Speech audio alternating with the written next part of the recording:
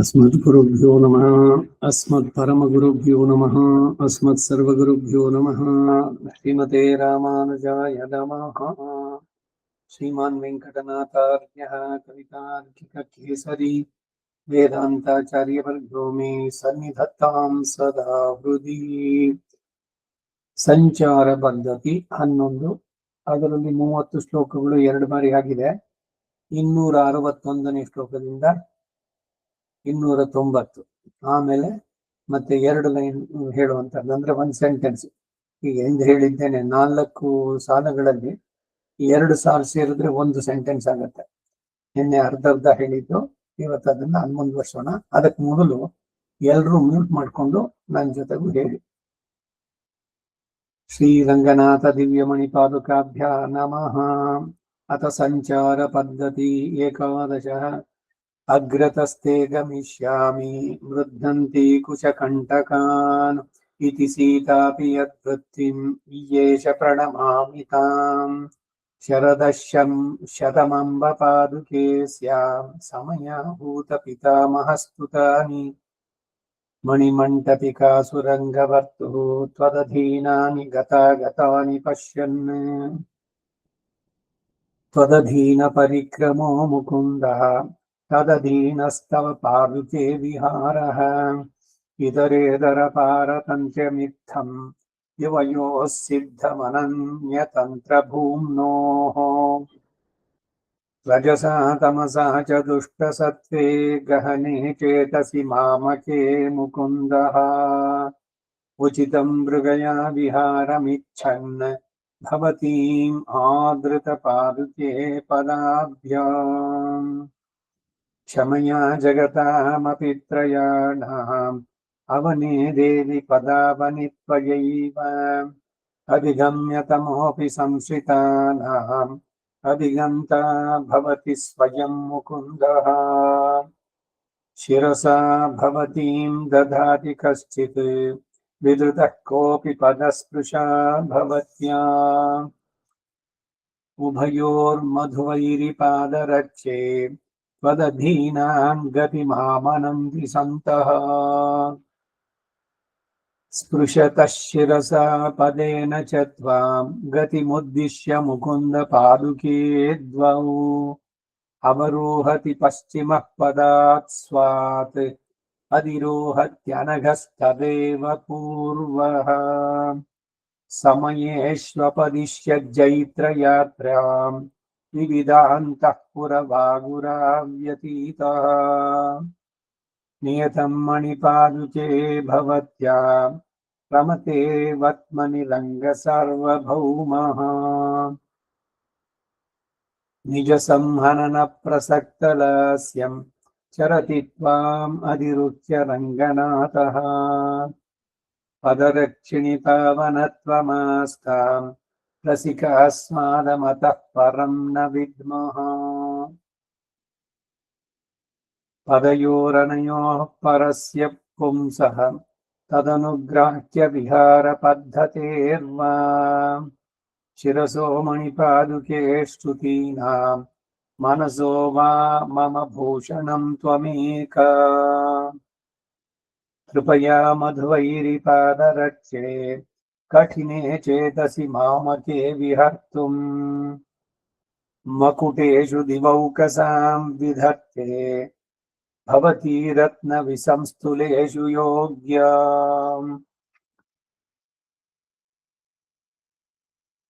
ಚರಣದ್ವಯಮರ್ಭಕಸ್ಯ ಶೌರೇಃ ಶರದಂಭೋರುಹ ಚಾತುರೀ ಧುರೀಣಂ. ಶಕಟಾಸುರತಾಡನೇಪಿ ಗುಪ್ತಂ ತವ ಶಕ್ತ್ಯಾ ಕಿಲ ಪಾದುಕೆ ತದಾಸೀತ್. ಬುದ್ಧಸ್ತುಷೋ ರಂಗಶಯಸ್ಯ ಶೇಷಾತ್ ಆಸ್ಥಾನ ಸಿಂಹಾಸನಮಾರುರುಕ್ಷೋಃ. ಮಧ್ಯೆ ನಿಶಾಂತಂ ಮಣಿಪಾದುಕೆ ತ್ವಾಂ ಲೀಲಾಪದನ್ಯಾಸ ಸಖೀಂ ಪ್ರಪದ್ಯೆ. ಪ್ರಾಪ್ತಾಧಿಕಾರಾಃ ಪತಯಃ ಪ್ರಜಾನಾಂ ಉತ್ತಂಸಿತಾಂ ಉತ್ತಮ ಪಾದುಕೆ ತ್ವಾಂ. ರಂಗೇಷು ತು ಸ್ವೈರ ವಿಹಾರ ಕಾಲೇ संयोजयत्यङ्घ्रिसरोजयुग्मे त्वयानुबद्धां मणिपादरक्षे लीलागतिं रङ्गशयस्य पुंसः निशामयन्तो न पुनर्भजन्ते संसारकान्तारगतागतानि व्यूहानुपूर्वी रुचिरान् विहारान् पदक्रमेण प्रतिपद्यमाना बिभर्षि नित्यं मणिपादुके त्वं मुरद्विषो मूर्तिरिव त्रिलोकीम् पदेषु मन्देषु महत्स्वपि त्वं नीरन्ध्रसंश्लेषवती मुरारेः प्रत्यायनार्थं किल पादुके नः स्वाभाविकं दर्शयसि प्रभावम् कृपाविशेषात् क्षमया समेतां प्रवर्तमानां जगतो विभूत्यै अवैवि नित्यं मणिपादुके त्वाम् आकस्मिकीं रङ्गपते प्रसक्तिम् उपगतानाम् उपतापशान्त्यै सुखवागाहां गतिमुद्वहन्तीम् पश्यामि शौरेः पदवाहिनीं त्वां निम्नेषु तुङ्गेषु च निर्विशेषाम् सह प्रयाता सततं प्रयाणे प्राप्तासने संश्रितपादपीठा अलङ्घनीया सहजेन भूम्ना छायेव शौरेर्मणिपादुके त्वम् पदस्पृशा रङ्गपतिर्भवत्या विचक्रमे विश्वमिदं क्षणेन तदस्य मन्ये मणिपादरक्षे त्वयैव विख्यातमुरुक्रमत्वम् सञ्चारयन्ती पदमन्वतिष्ठः सहायकृत्यं मणिपादरक्षे मातस्त्वमेका मनुवंशगोप्तुः गोपायतो गौतमधर्मधारान् त्वत्तस्त्रिविष्टपचरानसपत्नयिष्यन् आरुह्य तार्क्ष्यम् अवरुह्य च तत्क्षणेन शुद्धान्तभूमिषु पुनर्मणिपादरक्षे विश्राम्यति त्वयि विहारवशेन शौरिः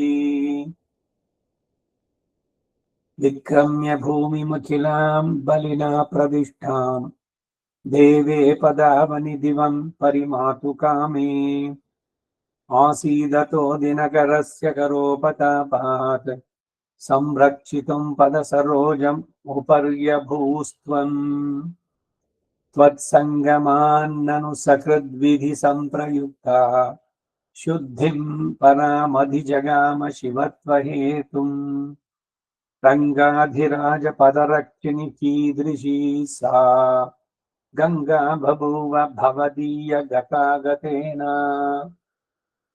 वृद्धिं गवां जनयितुं भजता विहारान् कृष्णेन रङ्गरसिकेन कृताश्रयायाः सञ्चारतस्तव तदा मणिपादरक्षे बृन्दावनं सपदि नन्दनतुल्यमासीत्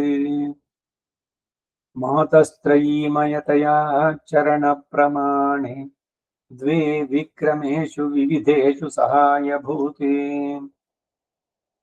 नाथस्य साधु परिरक्षणकर्मणि त्वं दुष्कृद्विनाशन दशासु विहङ्गराजः पादावनि क्वचन विक्रमणे भुजानां पञ्चायुधीकरगुहैर्भजते विकल्पम् नित्यं त्वमेव नियता पदयोर्मुरारेः तेनासि नूनमविकल्पसमाधियोग्या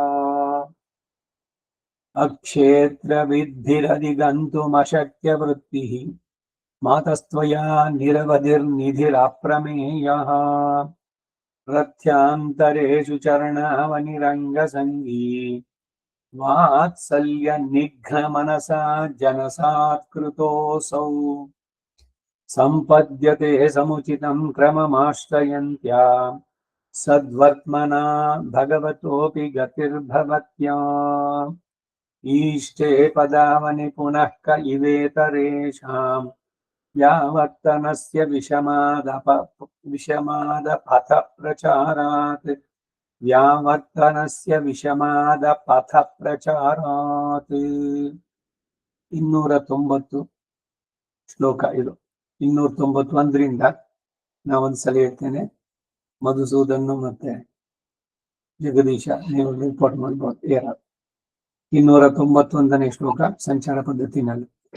ಲಿಂಗೇಶ್ವರೇಣ ಸಹ ಲಾಸ್ಯ ವಿಶೇಷ ಭಾಜಃ ಲೀಲೋಚಿತೇಷು ತಮರತ್ನ ಶಿಲಾತಲೇಷು ರಂಗೇಶ್ವರೇಣ ಸಹ ಲಾಸ್ಯ ವಿಶೇಷ ಭಾಜಃ ಲೀಲೋಚಿತೇಷು ತವ ರತ್ನ ಶಿಲಾತಲೇಷು. ರಂಗೇಶ್ವರೇಣ ಸಹ ಲಾಸ್ಯ ವಿಶೇಷ ಭಾಜಃ ಲೀಲೋಚಿತೇಷು ತವ ರತ್ನ ಶಿಲಾತಲೇಷು. मध्ये स्थितानि कतिचिन्मणिपादरक्षे सभ्यान् विशेषमनुयोक्तुम् इति प्रतीमः. मध्ये சொல்லு மாமி. சொல்லுங்க மது அவங்க சொன்ன சொல்றேன். ಮಧ್ಯೆ ಹೇಳಿ ಮಧ್ಯೆ ಸ್ಥಿತಾನಿ ಕತಿಚಿನ್ಮಣಿಪಾದರಕ್ಷೆ ಸಭ್ಯಾನ್ ವಿಶೇಷಮನುಯೋಕ್ತುಮಿತಿ ಪ್ರತೀಮಃ. ಮಧ್ಯೆ ಸ್ಥಿತಾನಿ ಕತಿಚಿನ್ಮಣಿಪಾದರಕ್ಷೆ ಸಭ್ಯಾನ್ ವಿಶೇಷಮನುಯೋಕ್ತಮಿತಿ ಪ್ರತೀಮಃ. नित्यं पदावनि निवेश्य पदं भवत्याम् निष्पन्दकल्पपरिमेय परिच्छदानि. नित्यं पदावनि निवेश्य पदं भवत्याम् निष्पन्दकल्पपरिमेय परिच्छदानि. नित्यं पदावनि निवेश्य पदं भवत्याम् निष्पन्दकल्पपरिमेय परिच्छदानि. शृङ्गारशीतलतराणि भवन्ति काले रङ्गेश्वरस्य ललितानि गतागतानि. शृङ्गारशीतलतराणि भवन्ति काले रङ्गेश्वरस्य ललितानि गतागतानि. शृङ्गारशीतलतराणि भवन्ति काले रङ्गेश्वरस्य ललितानि गतागतानि. भोगार्चनानि कृतिभिः परिकल्पितानि प्रीत्यैव रङ्गनृपतिः प्रतिपद्यमानः. भोगार्चनानि कृतिभिः परिकल्पितानि प्रीत्यैव रङ्गनृपतिः प्रतिपद्यमानः. भोगार्चनानि कृतिभिः परिकल्पितानि प्रीत्यैव रङ्गनृपतिः प्रतिपद्यमानः. पश्यत्सु नित्यमितरेषु परिच्छदेषु प्रत्यासनं भजति काञ्चन पादुके त्वाम्. पश्यत्सु नित्यमितरेषु परिच्छदेषु प्रत्यासनं भजति काञ्चन पादुके त्वाम्. पश्यत्सु नित्यमितरेषु परिच्छदेषु प्रत्यासनं भजति काञ्चन पादुके त्वाम्. अन्तस्तृतीयनयनैः स्वयमुत्तमाङ्गैः आविर्भविष्यदतिरिक्तमुखाम्बुजैर्वा. अन्तस्तृतीयनयनैः स्वयमुत्तमाङ्गैः आविर्भविष्यदतिरिक्तमुखाम्बुजैर्वा. अन्तस्तृतीयनयनैः स्वयमुत्तमाङ्गैः आविर्भविष्यदतिरिक्तमुखाम्बुजैर्वा. न्यस्यन्ति रङ्गरसिकस्य विहारकाले वारक्रमेण कृतिनो मणिपादुके त्वाम्. न्यस्यन्ति रङ्गरसिकस्य विहारकाले वारक्रमेण कृतिनो मणिपादुके त्वाम्. न्यस्यन्ति रङ्गरसिकस्य विहारकाले वारक्रमेण कृतिनो मणिपादुके त्वाम्. रङ्गेश्वरे समधिरूढविहङ्गराजे मातङ्गराज विधृतां मणिपादुके त्वाम्. ರಂಗೇಶ್ವರೇ ಸಮಧಿರೂಢ ವಿಹಂಗರಾಜೆ ಮಾತಂಗರಾಜ ವಿಧೃತಾಂ ಮಣಿಪಾದುಕೆ ತ್ವಾಂ ರಂಗೇಶ್ವರೇ ಸಮಧಿರೂಢ ವಿಹಂಗರಾಜೆ ಮಾತಂಗರಾಜ ವಿಧೃತಾಂ ಮಣಿಪಾದುಕೆ ತ್ವಾಂ ಅನ್ವಾಸತೆ ವಿಧೃತ ಚಾರು ಸಿತಾತ ಪತ್ರಾಃ ಸ್ವರ್ಗೌಕಸಃ ಸುಭಗ ಚಾಮರ ಲೋಲಹಸ್ತಾಃ ಅನ್ವಾಸತೆ ವಿಧೃತ ಚಾರು ಸಿತಾತ ಪತ್ರಾಃ ಸ್ವರ್ಗೌಕಸಃ ಸುಭಗ ಚಾಮರ ಲೋಲಹಸ್ತಾಃ ಅನ್ವಾಸತೆ ವಿಧೃತ ಚಾರು ಸಿತಾತ ಪತ್ರಾಃ ಸ್ವರ್ಗೌಕಸಃ ಸುಭಗ ಚಾಮರ ಲೋಲಹಸ್ತಾಃ ವಿಷ್ಣೋಃ ಪದಂ ಗತಿವಶಾದ ಪರಿತ್ಯಜಂತಿ ಲೋಕೇಶು ನಿತ್ಯ ವಿಷಮೇಶು ಸಮಪ್ರಚಾರಾಂ ವಿಷ್ಣೋಃ ಪದಂ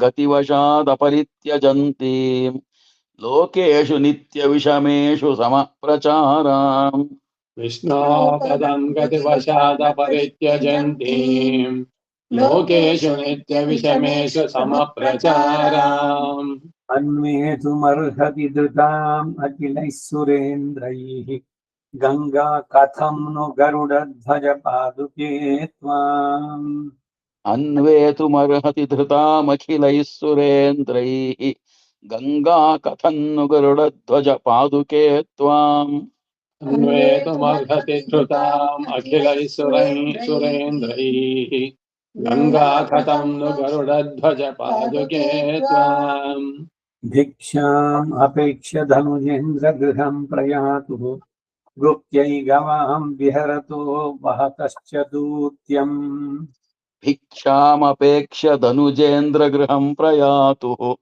ಗುಪ್ತ್ಯೈ ಗವಾಂ ವಿಹರತೋ ವಹತಶ್ಚ ದೂತ್ಯಂ ಭಿಕ್ಷಾಮಪೇಕ್ಷ್ಯ ಧನುಜೇಂದ್ರ ಗೃಹಂ ಪ್ರಯಾತುಃ ಗುಪ್ತೈ ಗವಾಂ ವಿಹರತೋ ವಹತಶ್ಚ ದೂತ್ಯಂ ತತ್ತಾದೃಶಾನಿ ಚರಣಾವನಿ ರಂಗಭರ್ತುಃ ತ್ವತ್ಸಂಗಮೇನ ಸುಭಗಾನಿ ವಿಚೇಷ್ಟಿತಾನಿ ತತ್ತಾದೃಶಾನಿ ಚರಣಾವನಿರಂಗಭರ್ತುಃ ತ್ವತ್ಸಂಗಮೇನ ಸುಭಗಾನಿ ವಿಚೇಷ್ಟಿತಾನಿ ತತ್ತಾದೃಶಾನಿ ಚರಣಾವನಿರಂಗಭರ್ತುಃ ತ್ವತ್ಸಂಗಮೇನ ಸುಭಗಾನಿ ವಿಚೇಷ್ಟಿತಾನಿ ನಿರ್ವೃಜ್ಯಮಾನ ನವತಾಲಲಯ ಪ್ರತಿಮ್ನಾ ನಿರ್ಯಂತಣೇನ ನಿಜ ಸಂಚರಣ ಕ್ರಮೇಣ ನಿರ್ವ್ರಜ್ಯಮಾನ ನವತಾಲಲಯ ಪ್ರತಿಮ್ನಾ ನಿರ್ಯಂತ್ರಣೇನ ನಿಜ ಸಂಚರಣ ಕ್ರಮೇಣ ನಿರ್ವ್ಯಜ್ಯ ವಾಕ್ಯ ಯಾವತ್ತು ಹೌದು ಸರಿ ನಿರ್ವ್ಯಜ್ಯಮಾನ ನವತಾಲಲಯ ಪ್ರತಿಮ್ನ ನಿರ್ಯಂತ್ರಣೇನ ನಿಜ ಸಂಚರಣ ಕ್ರಮೇಣ ನಿಹಿ ವ್ಯಜ್ಯಮಾನ ಪದ ಬಿಡಿಸಿದ್ರೆ ಭಿಕ್ಷಾಮಪೇಕ್ಷ ಧನುಜೇಂದ್ರ ಗೃಹಂ ಪ್ರಯಾಂತಂ ಧನುಜೇಂದ್ರ ಅಂದ್ರೆ ಬಲಿ ಹತ್ರ ಹೋದವನು ಪಾದುಕಿಯ ಬಗ್ಗೆ ಹೇಳ್ಬೇಕಾದ್ರೆ ಅವನು ಭಗವಂತ ಅವತರಿಸಿದ್ದು ಅವನು ಮಾಡಿದ್ದು ಬೇರೆ ಬೇರೆ ಎಲ್ಲವನ್ನೂ ಸೇರಿಸ್ತಾರೆ. ಭಿಕ್ಷೆಯನ್ನ ಅಪೇಕ್ಷಿಸಿ ಆ ಧನುಜೇಂದ್ರನಾದಂತ ಬಲಿ ಚಕ್ರವರ್ತಿಯ ಮನೆಗೆ ಹೋದವನು. ಓಂಗಿ ಒಲಹಳ ಅಂದ ಉತ್ತಮ. ನಂದಗೋಕುಲದಲ್ಲಿ ಹಸುಗಳನ್ನ ಸಂರಕ್ಷಿಸಲು ಗೋಪಾಲನಾದ, ದನ ಕಾಯೋನು. ಗೋಪಾಲ ಅಂದ್ರೆ ಚೆನ್ನಾಗಿದೆ. ದನ ಕಾಯೋಣ ಅಂತ ಕೇಳಿದ್ರೆ ಏನೆಲ್ಲ ಮಾಡಲ್ಲ ಭಗವಂತ. ಇವನ್ ಏನೇನ್ ಮಾಡಿದ್ನು, ಯಾವ್ಯಾವ ಅವತಾರದಲ್ಲಿ ಎಲ್ಲ ಕಡೆಯಲ್ಲೂ ಪಾದುಕೆ ಇದ್ದು ಜೊತೆನಲ್ಲಿ. ಈ ಪಾದುಕೆ ಇದ್ದಿದ್ರಿಂದಾನೇ ಅವನಿಗೆ ಆ ಹಿರಿಮೆ ಎಲ್ಲ ಬಂತು ಅಂತ ಹೇಳ್ತಾರೆ. ಇವರು ಕವಿ ತಾರ್ಕಿಕ ಸಿಂಹರು, ಕವಿಗಳಲ್ಲಿ ತಾರ್ಕಿಕರಲ್ಲಿ. ಅವರ ಇದು ಕವಿತ್ವದಲ್ಲಿ ಬರ್ಬೇಕಾದ್ರೆ ಎಷ್ಟು ಸುಂದರವಾಗಿ ಒಂದೊಂದು ಘಟನೆಯನ್ನ ಸೇರಿಸ್ತಾ ಇದ್ದಾರೆ. ಇಲ್ದಿದ್ರೆ ಏನೋ ಚಪ್ಲಿ, ಅದ್ರ ಬಗ್ಗೆ 1008 ಹೇಳಿ ಶ್ಲೋಕ ಅಂದ್ರೆ ಚೆನ್ನಾಗಿದೆ, ಸುಂದರವಾಗಿದೆ, ಈ ಕಲರ್ ಇದೆ, ಎಷ್ಟು ಹೇಳ್ಬಹುದು ಅದ್ರ ಬಗ್ಗೆ. ಇಲ್ಲಿ ಒಂದೊಂದು ಹೊಸ ಇದು ವಿಷಯಗಳು. ಅದರಲ್ಲಿ ನಮ್ಮ ವಿಶಿಷ್ಟಾದ್ವೈತ ಸಿದ್ಧಾಂತವೂ ಇದೆ. ಅದರ ಹಿರಿಮೆಯನ್ನು ಕೊಂಡಾಡ್ತಾರೆ.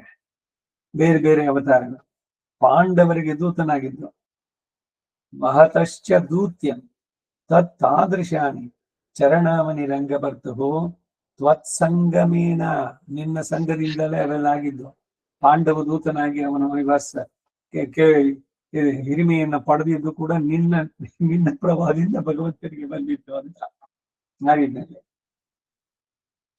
ನಿರ್ವ್ಯಜ್ಯಮಾನ ನವತಾಳ ಲಯ ಪ್ರತಿಮ್ನ ಸ್ಫುಟವಾಗಿ ಪ್ರಕಾಶಗೊಳಿಸಿದ ಹೊಸ ಹೊಸ ತಾಳ ಮತ್ತು ಲಯಗಳ ಮಹಿಮೆ ಅನ್ನೋದು ರಿದಮ್ ಸಂಗೀತದಲ್ಲಿ ಬರ್ತಲ್ಲ, ಎಲ್ಲನೂ ಬರುತ್ತೆ, ಪದ್ಧತಿಗಳಲ್ಲಿ ಬರಬೇಕಾದ್ರೆ.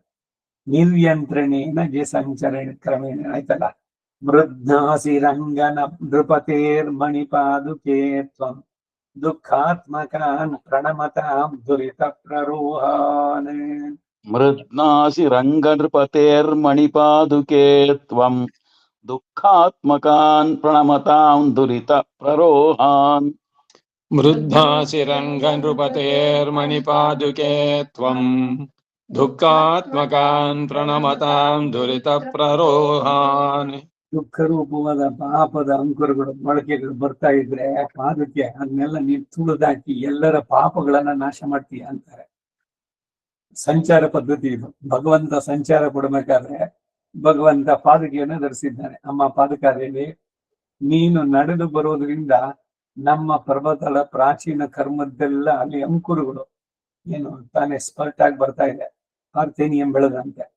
ಅದನ್ನೆಲ್ಲ ತುಳಿದು ನೀನು ನಮ್ಮನ್ನ ರಕ್ಷಿಸ್ತೀಯ, ಶರಣಾಗತರಾದವರನ್ನ. 299 ನಿತ್ಯಂ ಯಯೇವ ಜಗತೋ ಮಣಿಪಾದ ರಕ್ಷೆ ಸತ್ತಾ ಸ್ಥಿತಿ ಪ್ರಯತನೇಷು ಪರಂ ನಿಧಾನಂ. ನಿತ್ಯಂ ಯ ಏವ ಜಗತೋ ಮಣಿಪಾದ ರಕ್ಷೆ ಸತ್ತಾ ಸ್ಥಿತಿ ಪ್ರಯತನೇಷು ಪರಂ ನಿಧಾನಂ. ನಿತ್ಯಂ ಯಯೇವ ಜಗತೋ ಮಣಿಪಾದ ರಕ್ಷೆ ಸತ್ತಾ ಸ್ಥಿತಿ ಪ್ರಯತನೇಷು ಪರಂ ನಿಧಾನಂ. ಸೋಪಿ ಸ್ವತಂತ್ರ ಚರಿತಸ್ತ್ವದಧೀನ ವೃತ್ತಿಃ ಕಾಮಾ ಕಥಾ ತದಿತರೇಷು ಮಿತಂ ಪಚೇಷು. ಸೋಪಿ ಸ್ವತಂತ್ರ ಚರಿತಸ್ತ್ವದಧೀನ ವೃತ್ತಿಃ ಕಾ ವಾ ಕಥಾ ತದಿತರೇಷು ಮಿತಂ ಪಚೇಷು. ಸೋಪಿ ಸ್ವತಂತ್ರ ಚರಿತತ್ವದಧೀನ ವೃತ್ತಿಃ ಕಾ ವಾ ಕಥಾ ತದಿತರೇಷು ಮಿತಂ ಪಚೇಷು. ನಿರ್ವಿಷ್ಟನಾಗಶಯನೇನ ಪರೇಣ ಪುಂಸಾ ನ್ಯಸ್ತೆ ಪದೇ ತ್ವಯಿ ಪದಾವನಿ ಲೋಕಹೇತೋಃ. ನಿರ್ವಿಷ್ಟ ನಾಗಶಯನೇನ ಪರೇಣ ಪುಂಸಾ ನ್ಯಸ್ತೆ ಪದೇ ತ್ವಯಿ ಪದಾವನಿ ಲೋಕಹೇತೋಃ. ನಿರ್ವಿಷ್ಟನಾಗಶಯನೇನ ಪರೇಣ ಪುಂಸಾ ನ್ಯಸ್ತೆ ಪದೇ ತ್ವಯಿ ಪದಾವನಿ ಲೋಕಹೇತೋಃ. ಸ್ವರ್ಗೌಕಸಾಂ ತ್ವದನುಧಾವನ ತತ್ಪರಾಣಾಂ ಸದ್ಯಃ ಪದಾನಿ ವಿಪದಾಂ ಅಪದಂ ಭವಂತಿ. ಸ್ವರ್ಗೌಕಸಾಂ ತ್ವದನುಧಾವನ ತತ್ಪರಾಣಾಂ ಸದ್ಯಃ ಪದಾನಿ ವಿಪದಾಮಪದಂ ಭವಂತಿ. ಸ್ವರ್ಗಕಸಾಂ ತ್ವದನುಧಾವನ ತತ್ಪರಾಣಾಂ ಸದ್ಯಃ ಪದಾನಿ ವಿಪದಾಮಪದಂ ಭವಂತಿ.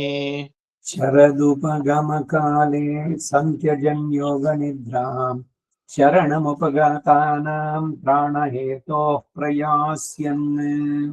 ಶರದುಪಗಮ ಕಾಲೇ ಸಂತ್ಯಜನ್ ಯೋಗ ನಿದ್ರಾಂ ಶರಣಮುಪಗತಾನಾಂ ತ್ರಾಣಹೇತೋಃ ಪ್ರಯಾಸ್ಯನ್. ಶರದುಪಗಮ ಕಾಲೇ ಸತ್ಯಜನ್ ಯೋಗ ನಿದ್ರಾಂ ಶರಣಮುಪಗತಾನಾಂ ತ್ರಾಣಹೇತೋಃ ಪ್ರಯಾಸ್ಯನ್. ಜಲಧಿ ದುಹಿದುರಂಕಾನ್ ಮಂದಮಾದಾಯ ದೇವಿ ತ್ವಯಿ ಖಲು ನಿದಧಾತಿ ಸ್ವಂ ಪದಂ ರಂಗನಾಥಃ.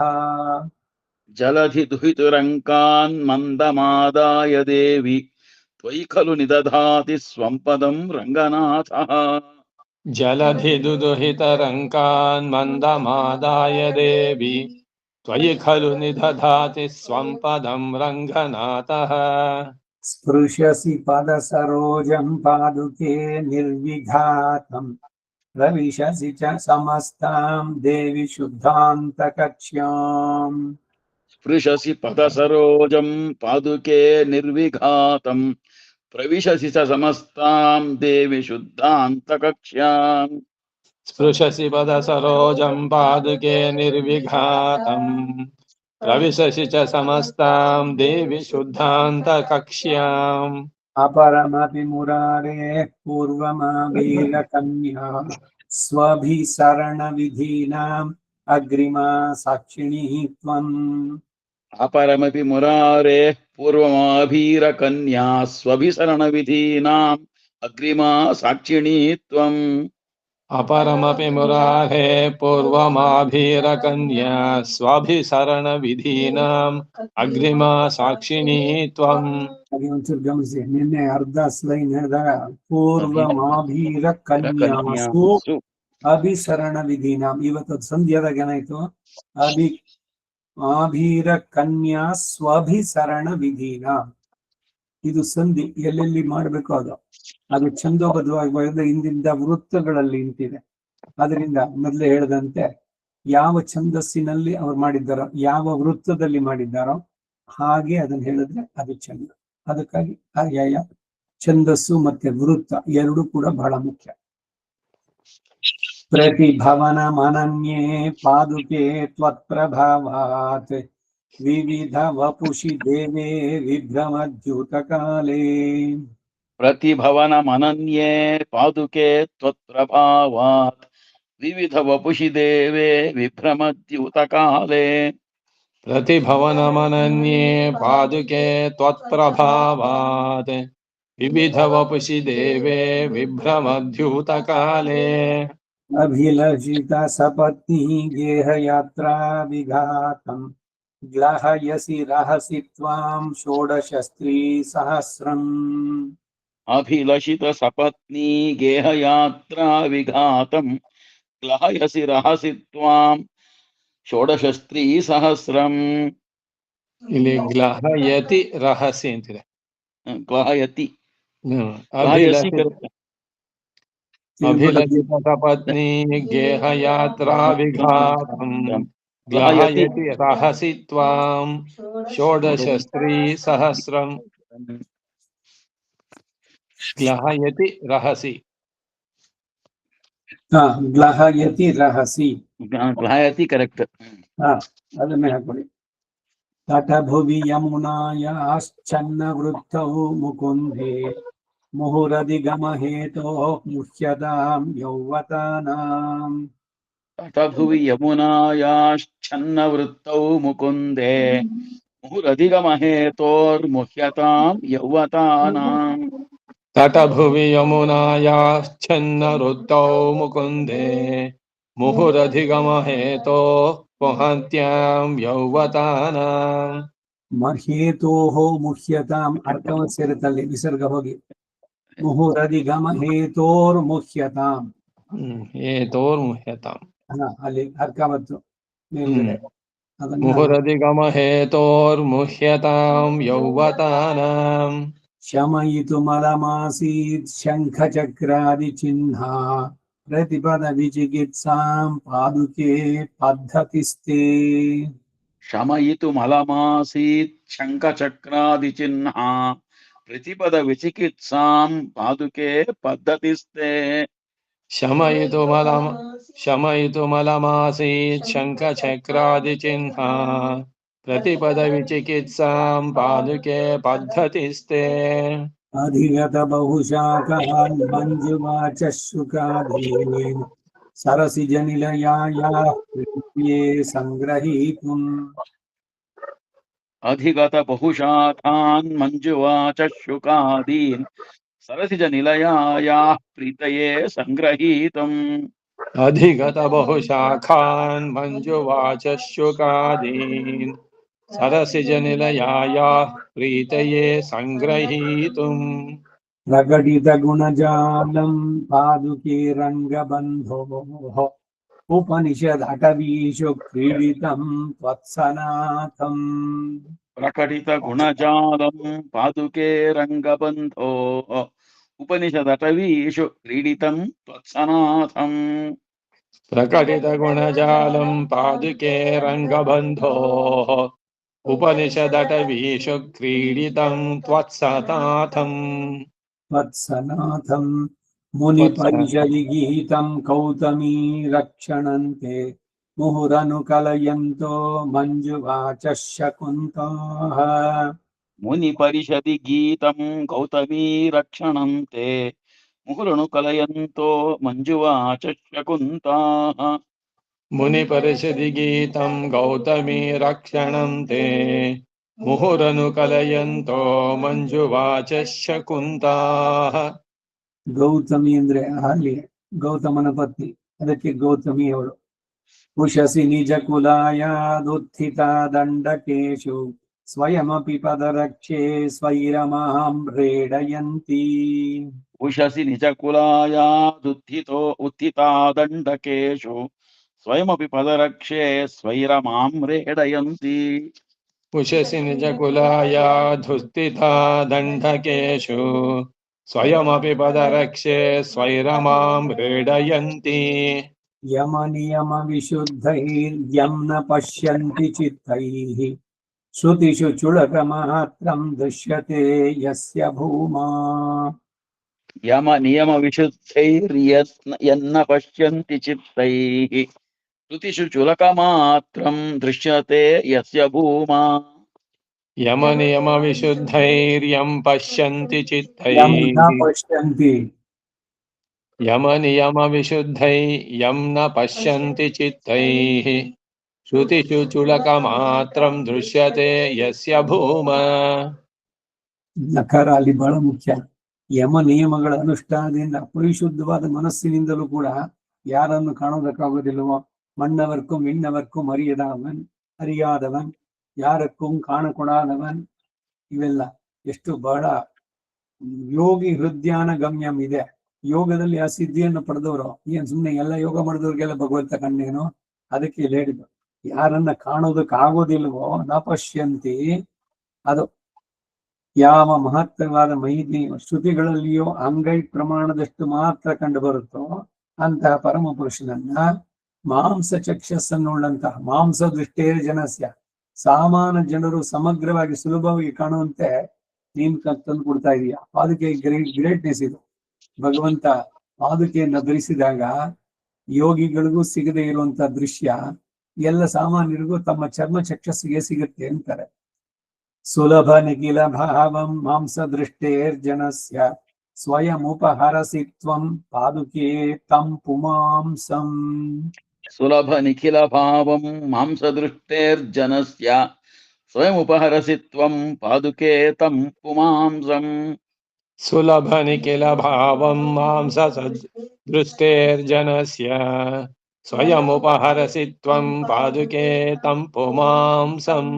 ನಿಧಿಮಿವ ನಿರಪಾಯಂ ತ್ವಾಮನಾದೃತ್ಯ ಮೋಹಾತ್ ಅಹಮಿವ ಮಮ ದೋಷಂ ಭಾವಯನ್ ಕ್ಷುದ್ರಮರ್ಥಂ. ನಿಧಿಮಿವ ನಿರಪಾಯಂ ತ್ವಾಮನಾದೃತ್ಯ ಮೋಹಾತ್ ಅಹಮಿವ ಮಮ ದೋಷಂ ಭಾವಯನ್ ಕ್ಷುದ್ರಮರ್ಥಂ. ವಿಧಿಮಿವ ನಿರಪಾಯಂ ತ್ವಾಮುನಾಧೃತ್ಯ ಮೋಹಾತ್ ಅಹಮಿವ ಮಮ ದೋಷಂ ಭಾವಯನ್ ಕ್ಷುದ್ರಮರ್ಥಂ. ಅದು ವಿಧಿ ಅಲ್ಲ, ಅದು ನಿಧಿ. ಫಸ್ಟ್ ನಿಧಿ ನಿರಪಾಯದವಾದ ನಿಧಿ ಅಂತಿರುವ ನಿನ್ನನ್ನ ಆಧರಿಸಿದೆ. ವಿಧಿ ನಿಧಿನ ನಕಾರ ಬರಬೇಕು. ನಿಧಿಮಿವ ನ ನಿಧಿಮಿವ ನಿರಪಾಯಂ. ಪೂರ್ಣ ಪಾತ್ರೆ ತ್ವಯಾ ಕಿಂ ಪರಮ ಉಪಗಮನೀಯ ಪಾದುಕೆ ರಂಗನಾಥಃ. ಮಯಿ ಸತಿ ಕರುಣಾಯಾ ಪೂರ್ಣಪಾತ್ರೆ ತ್ವಯಾ ಕಿಂ ಪರಮುಪಗಮನೀಯಃ ಪಾದುಕೆ ರಂಗನಾಥಃ. ಮಯಿ ಸತಿ ಕರುಣಾಯಾ ಪೂರ್ಣಪಾತ್ರೆ ತ್ವಯಾ ಕಿಂ ಪರಮುಪಗಮನೀಯ ಪಾದುಕೆ ರಂಗನಾಥಃ. ಕಮಪಿ ಕನಕ ಸಿಂಧೋ ಸೈಕತೆ ಸಂಚರಂತಂ ಕಲಶ ಜಲಧಿ ಕನ್ಯಾ ಮೇದಿನಿ ದತ್ತಹಸ್ತಂ. ಕಮಪಿ ಕನಕ ಸಿಂಧೋ ಸೈಕತೆ ಸಂಚರಂತಂ ಕಲಶ ಜಲಧಿ ಕನ್ಯಾ ಮೇದಿನಿ ದತ್ತಹಸ್ತಂ. ಕಮಪಿ ಕನಸಿ ಸಿಂಧೋ ಸೈಕತೆ ಸಂಚರಂತಂ ಕಲಜಲಧಿ ಕನ್ಯಾ ಮೇದಿನಿ ದತ್ತಹಸ್ತಂ. ಅನಿಶಮನುಭವೇಯಂ ಪಾದುಕೆ ತ್ವಯ್ಯಧೀನಂ ಸುಚರಿತ ಪರಿಪಾಕಂ ಸೂರಿಭಿಃ ಸೇವನೀಯಂ. ಅನಿಶಮನುಭವೇಯಂ ಪಾದುಕೆ ತ್ವಯ್ಯಧೀನಂ ಸುಚರಿತ ಪರಿಪಾಕಂ ಸೂರಿಭಿಃ ಸೇವನೀಯಂ. ಅನಿಶಮನುಭವೇಯಂ ಪಾದುಕೆ ತ್ವಯ್ಯಧೀನಂ ಸುಚರಿತ ಪರಿಪಾಕಂ ಸೂರಿಭಿಃ ಸೇವನೀಯಂ. ಪರಿಸರಮುಪಯಾತಃ ಪಾದುಕೆ ಪಶ್ಯಮಾತಃ ಕರ್ಣವಿಲಯ ಖೇದಾತ್ ಕಾಂದಿಶೀಕೆ ವಿವೇಕೆ. ಪರಿಸರಮುಪಯಾತ ಪಾದುಕೆ ಪಶ್ಯಮಾತಃ ಕರ್ಣವಿಲಯ ಖೇದಾತ್ ಕಾಂದಿಶೀಕೆ ವಿವೇಕೆ. ಕಾಂತಿಶಿಕೆನೋ ಕಾದಿಶಿಕೆನೋ? ಕಾಂದಿಶೀಕೆ. ಕಾಂತಿ ಕಾದಿ ಇದೆ ಇಲ್ಲಿ, ಕಾಂತಿ ಕಾಂದಿಶೀಕೆ ವಿವೇಕೆ. ಪರಿಸರಮುಪಯಾತ ಪಾದುಕೆ ಪಶ್ಯಮಾತಃ ಕರ್ಣವಿಲಯ ಖೇದಾತ್ ಕಾಂತಿಶೀಕೆ ವಿವೇಕೆ.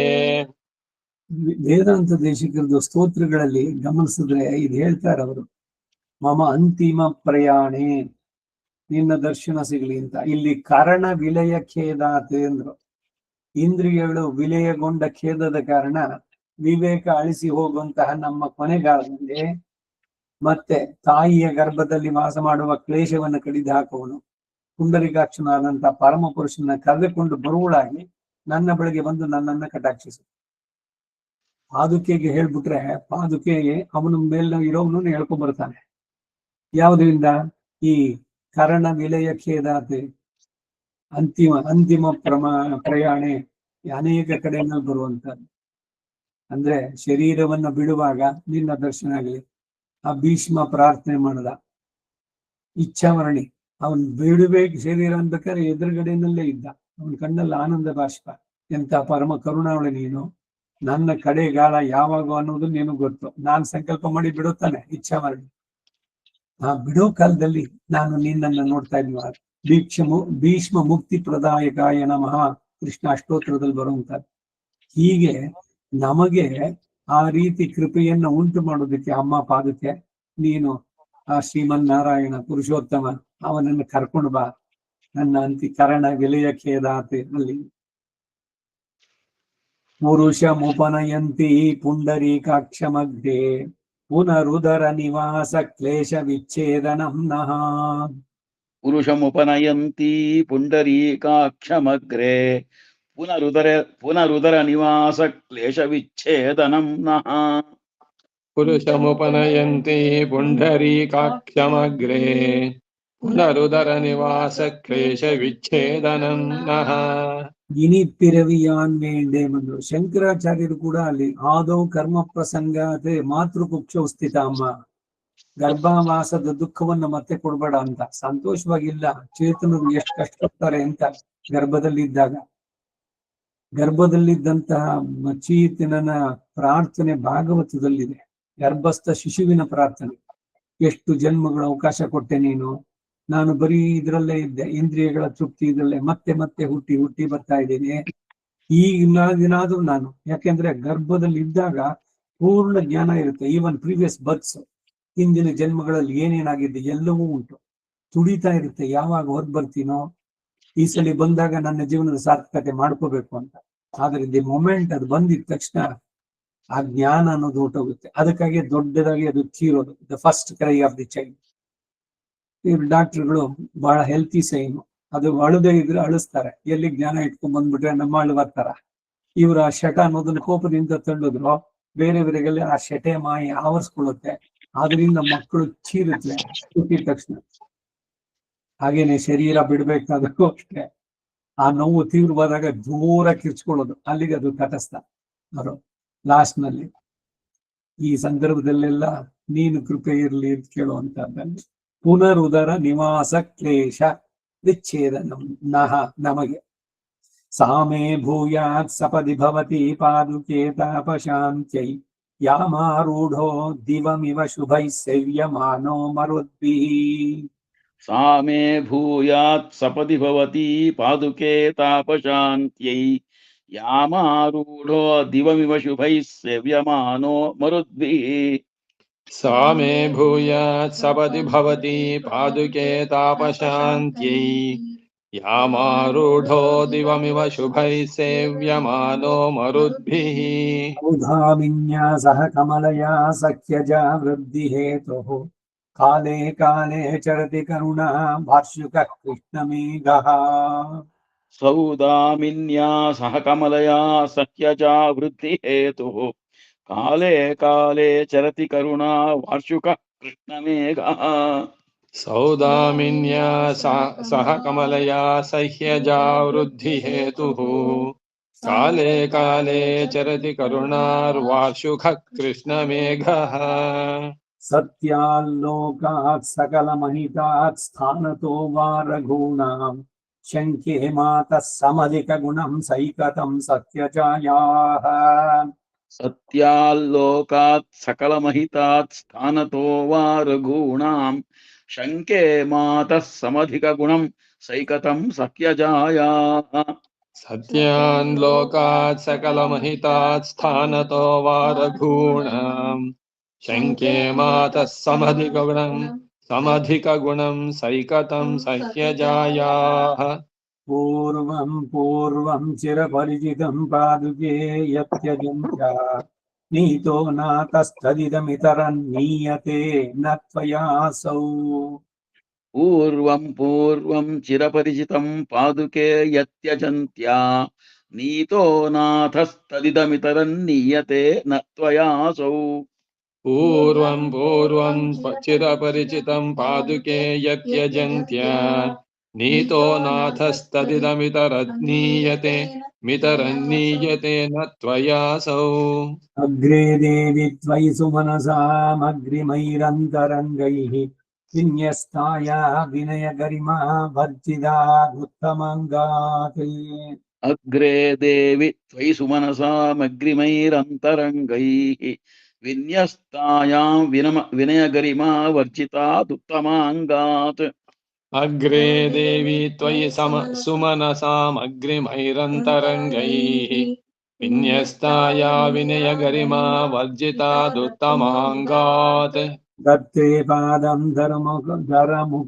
मुकुलितं त्वत्प्रभावातिशङ्की देवः श्रीमान् दनुजमतनो जैत्रयात्रास्वनन्यः दत्ते पादं धरमुकुलितं त्वत्प्रभावातिशङ्की देवः श्रीमान् दनुजमथनो जैत्रयात्रा स्वनन्यः दत्ते पादं धरमुकुलितं त्वत्प्राभाविति शङ्की देवः श्रीमान् धनुजमथनो जैत्रयात्रास्वनन्यः पौरोदन्तान् परिकलयितुं पादुके सञ्चरिष्णोः व्यक्तावशिखविशिखावर्तिनी रङ्गभर्तुः पौरोदन्तान् परिकलयितुं पादुके सञ्चरिष्णोः व्यक्तावशिखविशिखा वर्तनी रङ्गभर्तुः पौरोदन्तान् परिकलयितुं पादुके सञ्चरिष्णोः व्यक्तावशिखविशिखा वर्तिनी रङ्गभर्तुः वेलादीतस्तुतिपरिमळैर्व्यक्तिमभ्येति काल्ये विन्यासैस्ते विविधपरिषन्मौलिविन्यासदृश्यैः वेलातीतश्रुतिपरिमळैर्व्यक्तिमभ्येति काल्ये विन्यासैस्ते विविधपरिषन्मौलिविन्यासदृश्यैः वेलातीतस्तुतिपरिमळैर्व्यक्तिमभ्येति काल्ये विन्यासैस्ते विबुधपरिषन्मौलिविन्यासदृश्यैः आसंस्काराद्विजपरिषदा नित्यमभ्यस्यमाना श्रेयो हेतुः शिरसि जगतस्थायिनी स्वेन भूम्ना आसंस्काराद्विजपरिषदा नित्यमभ्यस्यमाना श्रेयो हेतुः शिरति जगतस्थायिनी स्वेन भूम्ना आसंस्कारा द्विजपरिषदा नित्यमभ्यस्यमाना श्रेयो हेतुश्चिरसि जगतस्थायिनी स्वेन भूम्ना गङ्गादीशे स्वयमुदयिनी क्षेप्तुमन्धन्तमिस्रम् गायत्रीवत्त्रिचतुरपदा गण्यसे पादुके त्वम् रङ्गाधीशे स्वयमुदयिनि क्षेप्तुमन्धं तमिस्रम् गायत्रीव त्रिचतुरपदा गण्यसे पादुके त्वम् रङ्गाधीशे स्वयमुदयिनि क्षेप्तुमन्धन्तमिस्रम् गायत्रीव त्रिचतुरपदा गण्यसे पादुके त्वम् भवतीं परस्य पुरुषस्य रङ्गिणः महिमानमेव मणिपादु मन्महे भवतीं परस्य पुरुषस्य रङ्गिणो महिमानमेव मणिपादु मन्महे भवतीं परस्य पुरुषस्य रङ्गिणः महिमानमेव मणिपादुमन्महे कथमन्यथा स्वमहिम प्रतिष्ठितः प्रतितिष्ठति त्वयि पदात् पदं प्रभुः कथमन्यथा स्वमहिम प्रतिष्ठितः प्रतितिष्ठति त्वयि पदात् पदं प्रभुः कथमन्यथा स्वमहिम प्रतिष्ठितः प्रतिष्ठति त्वयि पदात् पदं प्रभुः तिथिरष्टमी यदवतार वैभवात् प्रथमातिथिस्ति जगतामजायत तिथिरष्टमी यदवतार वैभवात् प्रथमा तिथिस्त्रिजगतामजायत तिथिरष्टमी यदवतार वैभवात् प्रथमातिथिस्त्रिजगताम् अजायत मणिपादुके तमुपनीय वीथिकासु अतिथीकरोषि तदनन्यचक्षुषाम् मणिपादुकेतमुपनीय वीथिकासु अतिथीकरोषि तदनन्यचक्षुषाम् मणिपादुके तमुपनीय वीथिकासु अतिथीकरोषि तदनन्यचक्षुषाम् पारप्रख्याते रशरणशरण्यत्वयशसा ननु त्वं रङ्गेन्दोश्चरणकमलस्यापि शरणम् अपार प्रख्याते रशनशरण्यत्वयशसा ननु त्वं रङ्गेन्दोश्चरणकमलस्यापि शरणम् अपार शरण्यत्वयशसा नु त्वं रङ्गेन्दोश्चरणकमलस्यापि शरणम् ययोलभ्यः पङ्गुः प्रभृतिविरसौ रङ्गनगर रतोळी पर्यन्ते निधिरनघवाचां निरवधिः यया लभ्यः पङ्गुः प्रभृतिभिरसौ रङ्गनगर प्रतोली पर्यन्ते निधिरनघवाचां निरवधिः यया लब्ध्य पङ्गुः प्रभृतिभिरसौ रङ्गनगर प्रतौळी पर्यन्ते निधिरनघवाचां निरवधिः तत्तद्वासगृहाङ्गणप्रणयिनः श्रीरङ्गशृङ्गारिणः वल्लभ्यादविभक्तमन्दरगतिस्त्वं मे गतिः पादुके तत्तद्वासगृहाङ्गणप्रणयिनो श्रीरङ्गशृङ्गारिणः वाल्लभ्यादविभक्तमन्थरगतिस्त्वं मे गतिः पादुके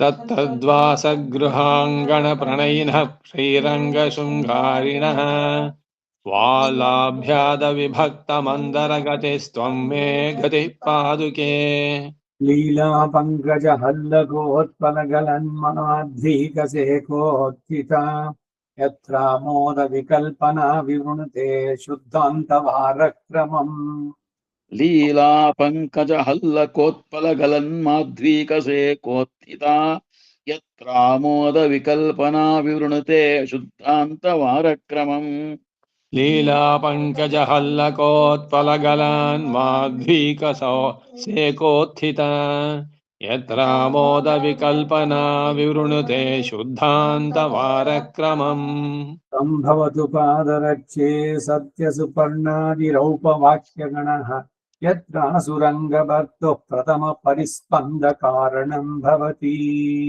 सम्भवतु पादरक्षे सत्यसुपर्णादिरौपवाक्यगणः यात्रासुरङ्गभक्तुः प्रथमपरिस्पन्दकारणं भवति सम्भवतु पादरक्षे सत्यसुपर्णादिरौपवाह्यगणः यत्रासुरङ्गभक्तो प्रथमपरिस्पन्द कारणं भवति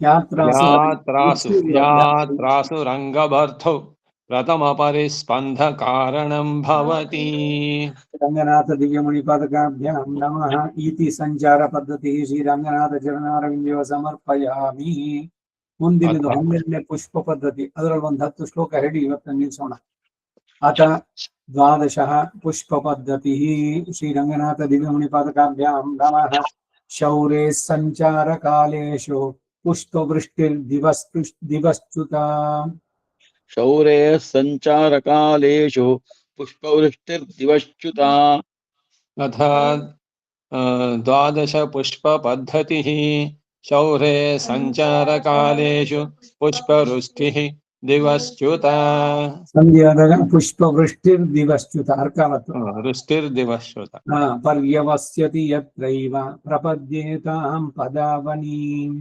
पर्यवस्यति यत्रैव प्रपद्येतां पदावनीम् पर्यवस्यति यत्रैव प्रपद्येतां पदावनीम् दैवतं मम जगत्त्रयार्चिता दैवतं मम जगत्त्रयार्चिता दैवतं मम जगत्त्रयार्चिता दिव्यदम्पतिविहारपादुका दिव्यदम्पतिविहारपादुका दिव्यदम्पतिविहारपादुका मणिपादकमलार्पणात्तयोः पाणिपादकमलार्पणहत्तयोः पाणिपादककमलार्पणार्थयोः सा भजत्यनुदिनं सभाजनम् या भजत्यनुदिनं सभाजनम् या भजत्यनुदिनं सभाजनम् तव रङ्गराजमणिपादुन्नतो तव रङ्गराजमणिपादुनतो तव रङ्गराजमणिपादुनतो ततो इದ್ರೆ ನತೋ ಮಾಡ್ಕೊಳ್ಳಿ नतः ನತಃ नतो ತಲೆ ನತೋ. ಬಗ್ಗಿಸ್ಬೇಕು ನತ ಶಿರಸ್ಕಃ ಅಂತ ಅನ್ನೋದು ಹಾಗೆ ಮಣಿಪಾದುಕೆಗೆ ತಲೆ ಬಗ್ಗಿಸೋದಂತದ್ದು ತವರಂಗರಾಜ ಮಣಿಪಾದು ನತೋ ವಿಹಿತಾರ್ಹಣ ಸುರ ಸರಿತ್ ಪಯಸ विहितार्हणः सुरसरित्पयसा विहितार्हणः सुरः सरित्पयसा ಅವತಂಸ ಚಂದ್ರಕಲಯಾ ಗಿರಿಶೋ अवतंस चन्द्रकलया गिरिशो अवतंस चन्द्रकलया गिरिशो ಕೇತಕೀ ದಳಮಿವಾರ್ಪಯತಿ नवकेतकीदलमिवार्पयति नवकेतकीदलमिवार्पयति ಸುಂದರವಾಗಿದೆ ನೋಡು ರಂಗನಾಥನ ರತ್ನ ಪಾದುಕೆ ಇದು ಪುಷ್ಪ ಪದ್ಧತಿಯಲ್ಲಿ ಪುಷ್ಪಗಳು ಸಮರ್ಪಣೆ ಯಾರು ಸಮರ್ಪಣೆ ಮಾಡಿದ್ರು ಅಂದ್ರೆ ಶಿವ ಬಂದು ಆ ಪಾದುಕೆಗಳಿಗೆ ತಲೆ ಬಗ್ಗಿಸಿ ನಮಸ್ಕಾರ ಮಾಡಿದಾಗ ಆ ಗಂಗಾಜಲದಿಂದ ಪಾದುಕೆಗೆ ಅರ್ಘ್ಯ ಇದ್ ಮಾಡದಂತೆ ಅರ್ಘ್ಯ ಜಲವನ್ನು ಕೊಟ್ಟಂತೆ ಅವನ ಶಿರೋಭೂಷಣವಾದ ಚಂದ್ರ ಕಲೆಯಿಂದ ಆಗತಾನೆ ಅರಳಿದ ತಾಳೆ ಹೂದಳವನ್ನು ನಿನ್ಗೆ ಸಮರ್ಪಿಸಿದಂತ ಕಾಣುತ್ತಂತೆ ಅಂದ್ರೆ ಶಿವ ಬಂದು ರಂಗನಾಥನ ಪಾದುಕೆಗೆ ನಮಸ್ಕಾರ ಮಾಡ್ತಾನೆ ಆವಾಗ ಆಗುವಂತದ್ದು ತಲೆಯಲ್ಲಿ ಇರುವಂತ ಚಂದ್ರ ಆ ಗಂಗೆ ಅದು ಪಾದವನ್ನು ತೊಳೆಯುತ್ತೆ ಪಾದುಕೆಯನ್ನು ತೊಳೆಯುತ್ತೆ ಹೀಗೆ ಕುಸುಮೇಶು ಸಮರ್ಪಿತೇಶು ಭಕ್ತೈಃ कुसुमेषु समर्पितेषु भक्तैः कुसुमेषु समर्पितेषु भक्तैः वैरङ्गेश पदावनि प्रतीमः त्वयि रङ्गेश पदावनि प्रतीमः त्वयि रङ्गेश पदावनि प्रतीमः षटगोपमुनेस्त्वदेकनाम्नः षठकोपमुनेस्त्वदेकनाम्नः षटकोपमुनेस्त्वदेकनाम्नः सुभगं यत्सुरभित्वमस्य नित्यम् सुभगं यत्सुरभित्वमस्य नित्यम् सुभगं यत्सुरभित्वमस्य नित्यम् पदे परस्मिन् भुवने विधातुः पदे परस्मिन् भुवने विधातुः पदे परस्मिन् भुवने विधातुः पुण्यैः प्रसूनैः पुलिने सरव्याः पुण्यैः प्रसूनैः पुलिने सरव्याः पुण्यैः प्रसूनैः पुलिने सरव्याः मध्ये च पादावनि सख्यसिन्धो मध्ये च पादावनि सख्यसिन्धोः मध्ये च पादावनिसह्य सिन्धोः आसीच्चतुस्थानमिवार्चनं ते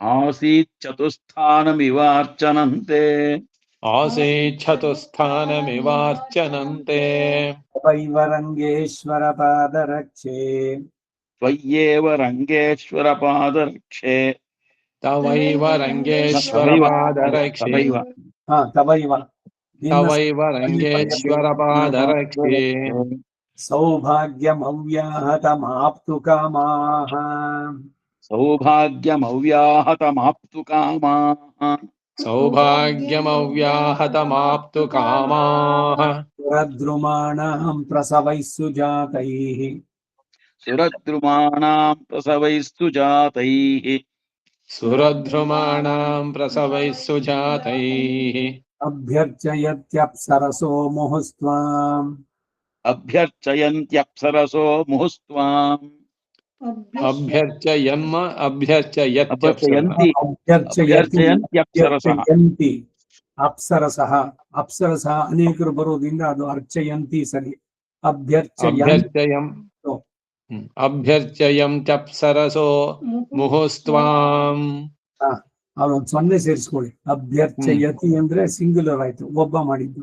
ಇಲ್ಲಿ ಅಪ್ಸರಸೆಯರು ಎಲ್ಲರೂ ಬಂದು ಇದು ಅರ್ಚನೆಯನ್ನ ಮಾಡ್ತಾ ಇದ್ದಾರೆ. ಅದಕ್ಕಾಗಿ ಬಂದಿದ್ದು. ನಿವೇಶಿತಾಂ ರಂಗಪತೆ ಪದಾಬ್ಜೆ निवेशितां रङ्गपतेः पदाब्जे निवेशितां रङ्गपथे पदाब्जे अन्ये सपर्यां मणिपादरक्षे मन्ये सपर्यां मणिपादरक्षे मन्ये सपर्यां मणिपादरक्षे दर्पणादापतिताम् अपश्यत् त्वदर्पणादापतितामपश्यत् त्वदर्पणादापतितामपश्यत् गाण्डीव धन्वा गिरिशोत्तमाङ्गे गाण्डीव धन्वा गिरिशोत्तमाङ्गे गाण्डीव धन्वा गिरिशोत्तमाङ्गे प्राणिरङ्गनृपतेर्मणिपादरक्षे पत्राणि रङ्गनृपतेर्मणिपादरक्षे पत्राणि रङ्गनृपतेर्मणिपादरक्षे द्वित्राण्यपि त्वयि समर्प्य विभूतिकामाः द्वित्राण्यपि त्वयि समर्प्य विभूतिकामाः द्वित्राण्यपि त्वयि समर्प्य विभूतिकामाः पर्यायलब्धपुरुहूतपदाश्चीनाम् पर्यायलब्धपुरुहूतपदाश्चीनाम् पर्यायलब्धपुरुहूतपदाश्चीनाम् पत्राङ्कुराणि विलिखन्ति पयोधरेषु पत्राङ्कुराणि विलिखन्ति पयोधरेषु पत्राङ्कुराणि विलिखन्ति पयोधरेषु निर्वर्तयन्ति तव ये निचितानि पुष्पैः निर्वर्तयन्ति तव ये निचितानि पुष्पैः निर्वर्तयन्ति तव ये निचितानि पुष्पैः वैहारिकाण्युपवनानि वसुन्धरायाम् वैहारिकाण्युपवनानि वसुन्धरायाम् वैहारिकाण्युपवनानि वसुन्धरायाम् कालेन ते कमललोचनपादरक्षे कालेन ते कमललोचनपादरक्षे कालेन ते कमललोचनपादरक्ष्ये क्रीडन्ति नन्दनवने कृतिनः पुमांसः क्रीडन्ति नन्दनवने कृतिनः पुमांसः क्रीडन्ति नन्दनवने कृतिनः पुमांसः अर्चन्ति ये मधुविदो मणिपादरक्षे अर्चन्ति ये मुरभिदो मणिपादरक्षे मधुबिदो ಅಂತಿದೆ ಮಧುವಿದ ಮಧುಬಿದೋ ಮುರಬಿದೋ ಎರಡು ಸರಿಯಾದ ಪ್ರಯೋಗ. ಪಾಠಾಂತರ ಅದು. ಮುರಬಿದ ಅಂದ್ರೆ ಮುರಾಸುರನ್ನ ಕೊಂದಿದ್ದಕ್ಕೆ ಮಧುಬಿದೋ ಮಧುವಿದೋನೇ ಇಟ್ಕೊಳ್ಳಿ. अर्चन्ति ये मधुभिदो मणिपादरक्षे भावात्मकैरपि परं भवतीं प्रसूनैः भावात्मकैरपि परं भवतीं प्रसूनैः भावात्मकैरपि परं भवतीं प्रसूनैः मन्दारधामसुभगैर्मकुटैरजस्रम् मन्दारधामसुभगैर्मकुटैरजस्रम् मन्दारधामसुभगैर्मकुटैरजस्रम् बृन्दारकाः सुरभयन्ति पदं तदीयम् वृन्दारकाः सुरभयन्ति पदं तदीयम् बृन्दारकाः सुरभयन्ति पदं तदीयम् ಇಲ್ಲಿಗೆ 330 ಆಯ್ತು. 350ಕ್ಕೆ ಈ ಪದ್ಧತಿ ಮುಗಿಯುತ್ತೆ. ಇಲ್ಲಿಗೆ ನಿಲ್ಸ್ಕೊಂಡಿರೋಣ. ಶ್ರೀರಂಗನಾಥ ದಿವ್ಯಮಣಿ ಪಾದುಕಾಭ್ಯಾಂ ನಮಃ. ಕವಿತಾರ್ಕಿಕ ಸಿಂಹಾಯ ಕಲ್ಯಾಣ ಗುಣಶಾಲಿನೇ ಶ್ರೀಮತೆ ವೆಂಕಟೇಶಾಯ ವೇದಾಂತ ಗುರವೇ ನಮಃ. नमः ಪಂಚಾನನ ಪರಾಕ್ರಮಃ श्रीमान् वेङ्कटनाथार्य निगमान्तमहादेशिकाय नमः. श्रीवासुदेवार्पणमस्तु. अस्तु.